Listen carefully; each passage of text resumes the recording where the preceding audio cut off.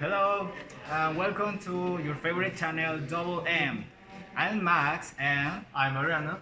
today we are going to talk about three very important topics about English that are Second condition. wish and hopes. So let's get started. What is the second conditional?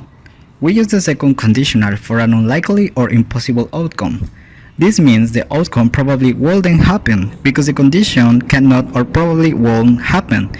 An example of an unlikely situation is, if I won the lottery, I will buy a tropical island.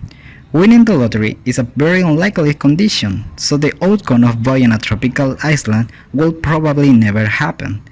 An example of an impossible situation is, if I had wings, I will fly up to the stars. Since people don't have wings, this condition is impossible, so the outcome of flying to the stars wouldn't happen. The most common second conditional structure is if plus past simple, comma, will plus verb in the base form. We use the second conditional for a present or future situation. Note that we use a comma after the if clause. For example, if I were the director of this school, comma, I will make many changes. The if clause doesn't have to start the sentence. Another common structure for the second conditional is will plus verb in the base form, if plus past simple. Note that we don't use a comma before the if clause. For example, I will make many changes if I were the director of this school. Did you notice that the past form of the be verb is were? Was becomes were in the if clause of a second conditional sentence, no matter what subject pronoun or noun is used. Let's look at some more examples of second conditional sentences in English. If you became the CEO of the company, you will make a lot more money.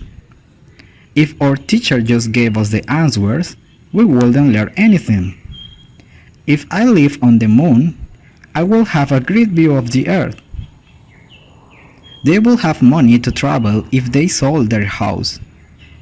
We will be very surprised if a celebrity came to our small hometown.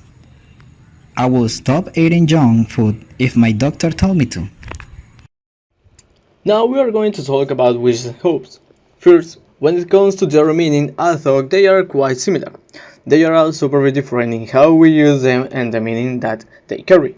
In a sense, they are both referring to dreams, desires, something you want in the future.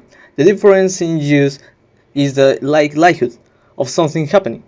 Using the verb hope refers to something that is double, possible and realistic. It's within your control. It's quite probable that this thing could happen. For example, I hope I pass my exam. Now, wish is something that more unlikely to happen or not in your control. For example, I wish I could win the lottery. Hope it's quite possible, whereas wish it's very unlikely. So a common mistake will be, I wish I passed my exam. Well, you don't need to wish. You should hope because it's in your power to pass your exam. You just need to study a little bit more. I hope I win the lottery. Again, it's quite realistic when your chances of winning the lottery are small. So you will say I wish. Here's where we start to look at the grammar.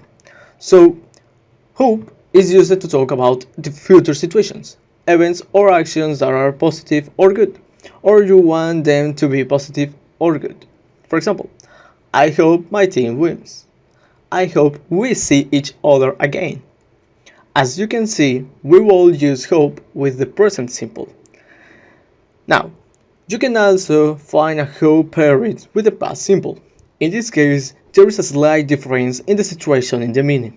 When we use hope with the past simple, we are referring to something that has recently happened, but that's going to be decided soon. So, for example, I hope I got the job. In this case, you have just come out of the interview and you are waiting for the decision to be made. I hope I passed my exam. In this case, you have taken in the exam and you are waiting for the results. So pay attention to the difference in meaning. There, I hope I pass my exam, you haven't taken the exam yet. And I hope I passed my exam, you have taken the exam and you're waiting for the results. Of course, you can also use hope in the present continuous. I hope you are enjoying this podcast. Please. You are referring to now what's happening.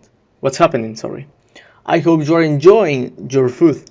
Someone's eating their food and they are where we are simply talking about the present action and that you hope you desire in it's that they are enjoying the food. So, which is used to refer something that is impossible or not likely to happen. We use wish with past perfect. In this case, we are referring to a regret something that happened in the past that we wish had been different. Example, I wish I hadn't said I didn't like her food. She seemed to really upset. Other example, I wish I had studied harder. I would have passed the exam. Now, if you put wish with the past simple, you are not talking about the past, you are talking about the present. I wish I had better English speaking skills. I wish I could fly. In this case, we are expressing an unreal present desire. We are talking about now, but it is not real and it's not possible. I wish I were taller. It follows the same rule as second conditional, where the verb be in past form is were, and not was, no matter what subject, pronoun, or noun is used. For example, I wish you were more beautiful. I wish I were more intelligent. All these things are expressing now you want things to be different in the present. Now, of course, sometimes this can get very confusing because we can also express a desire for someone else. For example, I wish you happiness. I wish you joy. This means I want this for you. This is a desire expressing for somebody else, but you are using wish with a noun. For example, I wish you the best. I wish you peace and happiness. This is not within my control. I can have positive desires, intentions, but I cannot give them joy. I can just wish it for them. So, I hope you enjoyed that lesson, and I wish you a lovely day. Thank you so much for listening, and we'll meet you in our next podcast. Bye!